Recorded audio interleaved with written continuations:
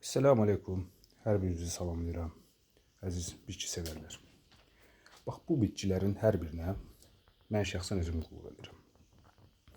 Gördüyümüz bu bitkilər, yəni bu istisnadır, bu böyük qabdadır, bu da torpaqda əkilib, bu vaxtın belə deyim, səhvlərimdən biridir.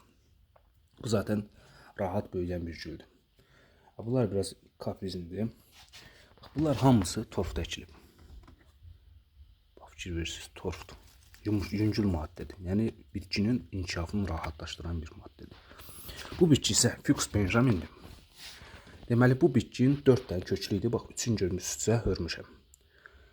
Bir dənə kökün bir başqa adama hədiyyə elədim. Onu da torfda özüm elə əkdim.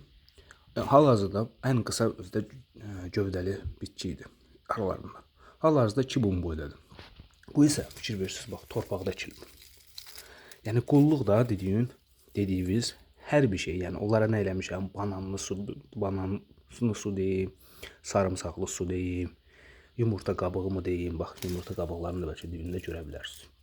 Yəni bildiyin hər şey qulluğunu eləmişəm. Sadəcə olaraq bax, bu torpaq var ha.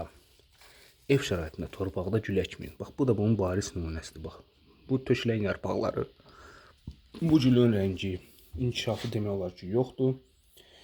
Yəni sizə tövsiyəm, onu demək istəyirəm ki, İnşallah bugün bunu dəyişəcəm. Yəni sadəcə olaraq bu videoda çəksəm uzun çəkəcək.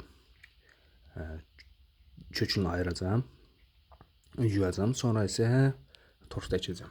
İnşallah ondan sonra 1-2 ay sonra bu bitkinin videosunu sizə çəkib paylaşacağım.